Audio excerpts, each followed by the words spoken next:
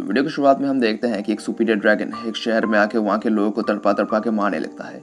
जब पर लोग उससे तब रहम की भीख मांगता है, पर वो किसी पर भी रहम नहीं दिखाता और उनके चिल्लाने की आवाज़ को सुनकर उसे बहुत ज़्यादा मज़ा आने लगता है। वहाँ पर तब बाकी ड्रैगन हंटर आ जाते हैं। वो लोग तब बाकी छोटे ड्रैगन्स के साथ लड़ने लगता है, पर उनके पास उतनी भी नहीं होती कि वो लोग उन्हें हरा सके। वहाँ पर तभी एक गाड़ी से क्रिम्सन और राग्ना आते हैं, जो तब वहाँ पे आते ही उन ड्रैगन्स को मारने लगता है। हमें तब दिखाया जाता है कि वो लोग वहाँ पर पहुँचे कैसे। असल में जब क्रिम्सन पहले राग्ना से बात कर रही थी कि उन्हें सभी ड्रैगन्स को ख़त्म करना होगा, तब वो राग्ना से उनके फ्यूचर के बारे में भी बहुत सी चीज़ों को पूछती है। पर राग्ना तब एक भी सवाल का जवाब नहीं देता और बताता है कि उसकी याददाश्त थोड़ी कमज़ोर है और उसे क्रिम्सन भी पहले याद नहीं थी। उसे देखने के बाद ही उसे उसके बारे में याद आया था। क्रिम्सन तब समझ जाती है कि राग्ना का फ्यूचर के बारे में सब कुछ वापस याद दिलाने के लिए उसे उसके फ्यूचर की थोड़ी झलक दिखानी होगी। वो तब राग्ना के पार्ट्स के बारे में पूछती है और बताती है कि सच में क्या उसके फ्यूचर रूप ने उसे ये पार्ट्स दी है या उसे इस बारे में कोई वहम है। उसे सुनकर तब राग्ना कहता है कि सिल्वर इन बैटल आर्ट्स उसके शरीर में है, वो कोई याददाश्त या वहम नहीं है। प्रेजेंट में क्रिम्सन इतनी चीजों को सोच रही थी, जो तब देखती है कि राग्ना ने वहाँ के सभी ड्रैगन्स को तब मार दिया था। क्रिम्सन तब उसके पास आती है, जो तब बताती है कि वो चाहती है कि राग्ना उसके सिल्वर इन बैटल आर्ट्स का इस्तेमाल करके और कुछ ड्रैगन्स को खत्म कर दे। उसे सुनकर तब राग्ना ड्रैगन्स को मारने के लिए राजी होता है, पर क्रिम्सन तब बताती है कि वो उस बैटल आर्ट्स का इस्तेमाल करके डायरेक्ट ड्रैगन को नहीं मारेगा। ये काम वो हंटर्स देख लेंगे, और ये बोलकर वो राग्ना को उन्हीं हंटर्स को दिखाती है जो तब वहाँ पे लड़ रहे थे। असल में क्रिम्सन राग्ना के सिल्वर बैटल आर्ट्स से एक एक्सपेरिमेंट को करना चाहती थी। वहाँ पे तब वो उन हंटर्स के पास पहुँच जाती है और सबको बताती है कि उन्होंने वहाँ के सभी ड्रैगन्स को मार दिया है और अब उन्हें डरने की कोई ज़रूरत नहीं है। उन्हें मारने वाला और कोई नहीं, राग्ना है। इसने आज तक बहुत से सुपीरियर ड्रैगन्स को मारा है और वो है उसके साथी जो एक जादूकरनी है और उसके पास मैजिकल पावर्स है। क्रिम्सन तब सोचती है कि इससे पॉसिबल सुपीरियर ड्रैगन्स ही मैजिक इस्तेमाल कर सकते हैं, पर साधारण लोग मैजिक के बारे में जानते नहीं है। यहाँ तक कि उन्होंने मैजिक को होते हुए भी कभी नहीं देखा है और ना ही उन्होंने किसी जादूगरनी के बारे में पता है। सिर्फ कुछ लोग ही उनके बारे में जानते हैं, तो इसका मतलब वो उन्हें आराम से बेवकूफ़ बना सकती है। क्रिम्सन तब सबको अपनी बात सुलझाने लगती है और सभी हंटर्स को अपने काबू में करके अपनी बात मनवा लेती है। वहाँ पे तब उस हंटर गैंग का लीडर बताता है कि उन्होंने एक ऐसे ड्रैगन को देखा था जिसने अकेले बहुत सारे लोगों को मार डाला और उन्हें सिर्फ राग्ना जैसा पावरफुल हंटर ही मार सकता है। उन्होंने एक बहुत बड़े तूफान को देखा था और उनके हिसाब से उस तूफान के अंदर ही वो ड्रैगन था। वो लोग तब वहाँ से भाग निकले थे। क्रिम्सन तब बताती है कि वो blood of the wings blood line का थर्ड सीड का होल्डर दीसस ट्रॉइस है, वो हवा को अपने कंट्रोल में ला सकता है। राग्ना तब क्रिम्सन की बातों को सुनकर उस ड्रैगन को मारने के लिए जाने लगता है, पर तभी क्रिम्सन उसे रोक देती है और कहती है कि राग्ना उसे नहीं मार पाएगा। ये बोलते ही वो वहाँ पे गिर जाता है और अपने बॉडी को थोड़ा भी हिला नहीं पाता। क्रिम्सन तब कहती है कि भले ही राग्ना के पास बहुत ज़्यादा पावर है, पर उसकी बॉडी फिजिकली उतनी भी स्ट्रांग नहीं है। उसके बॉडी मसल बहुत बुरी तरह से डैमेज हो चुके हैं, तो उसके हिसाब से वो 3 दिनों तक अपने शरीर को ठीक से हिला भी नहीं पाएगा। पर वो ज़्यादा चिंता ना करे, वो बाकी लोगों का इस्तेमाल करेगी। वो तब उन सभी को बताती है कि अभी राग्ना की हालत बहुत ज़्यादा ख़राब है और वो अगर अभी ड्रैगन्स को मारने जाएगा तो उसके ऊपर बहुत बुरा असर पड़ेगा। वो हंटर्स तब बताते हैं कि अगर राग्ना उसे ना मार पाए तो क्या वही उसे मार नहीं पाएगी। अगर उसे पैसे चाहिए तो वो देने के लिए भी राजी है, यहाँ तक कि वो उनके हथियारों को बेच देंगे।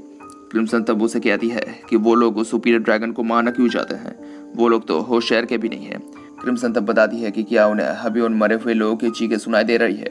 उसके हिसाब से उस ड्रैगन की अटैक रेंज बहुत ही ज़्यादा है, इसलिए अगर किसी को उससे बचना है तो उन्हें जल्द से जल्द वहाँ से भागना पड़ता है। लगता है वहाँ से भागते हुए बाकी लोगों ने उनसे बहुत ज़्यादा मदद मांगी थी, पर वो लोग तब ना रुकते हुए वहाँ से भाग गए। क्या भागते हुए उनके ऊपर खून भी गिरा था।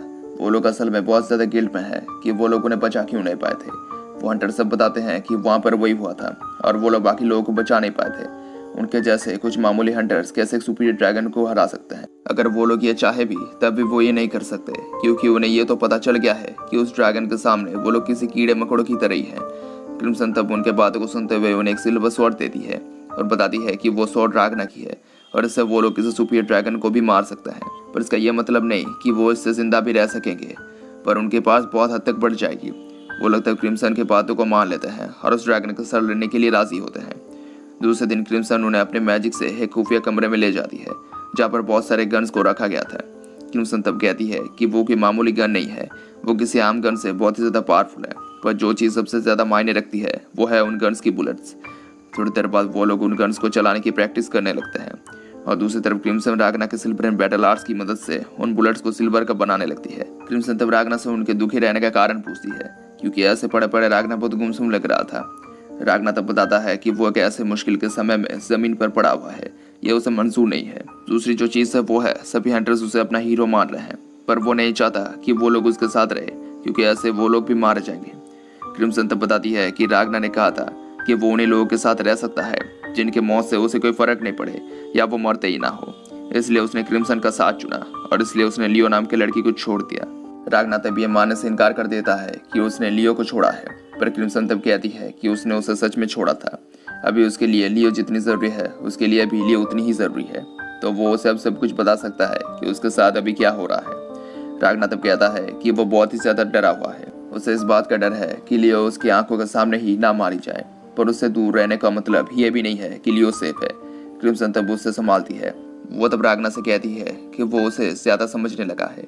रागना का भरोसा तो क्रिम्सन के लिए बहुत ज़्यादा बढ़ जाता है। क्रिम्सन तब उसे एक एडवाइस देती है और बताती है कि उसके पास एक मैजिकल स्टोरेज रूम है और वैसा ही वो उसके लिए भी बना सकती है। अगर वो वहाँ पर लियो को कैद करके रखे तो कैसा होगा, इससे वो सेफ भी रहेगी और फालतू में उसे कहीं पर भी अपनी जान भी नहीं गंवानी पड़ेगी। उसे सिर्फ तब तक वहाँ पर रुकना होगा जब तक कि ना वो लोग सभी ड्रैगन्स को मार दे। पर रागना को तब उसकी ये आइडिया बहुत ही ज़्यादा घटिया लगता है, इसलिए वो इतने ज़्यादा दर्द के बावजूद भी उसे मारने जाता है।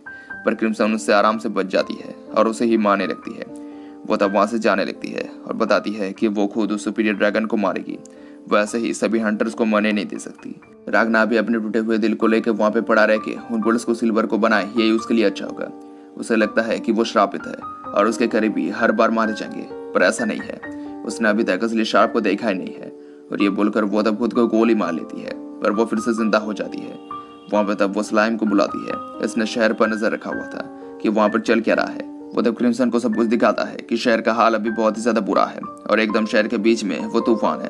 उसके हिसाब से उस तूफान के बीच में वो ड्रैगन है और उस तूफान में बहुत से लोग भी फंसे हुए हैं जिनके पूरे बॉडी में खून लगा हुआ है और वो सभी इंसान लड़कियां हैं। क्रिम्सन तब वहाँ पे एक प्लान को बनाने लगती है कि कैसे उस ड्रैगन को मारा जाए और उसे तब ये पता चल जाता है कि टाउन में एक भी इंसान जिंदा नहीं है, पर वो बाकी लोगों को ये बताना नहीं चाहती थी कि सभी लोग मारे गए हैं, क्योंकि इससे उनका प्लान खराब हो सकता था। रात में वो सभी को वो प्लान बता देती है, जहाँ पर वो लोग तब उसके साथ लड़ने के लिए तैयार होते हैं। कुछ देर बाद वो उस ड्रैगन के पास चले जाते हैं। वो शहर के बीचों बीच अपने तूफान के अंदर था। क्रिम्सन तब उससे बात करती है और उसे गुस्सा दिलाने की कोशिश करती है ताकि वो उनके पीछे आए, और उसका प्लान तब कामयाब भी होता है क्योंकि उस ड्रैगन को तब गुस्सा आ जाता है। और इसके साथ ही वीडियो खत्म हो जाता है। Thank you for watching.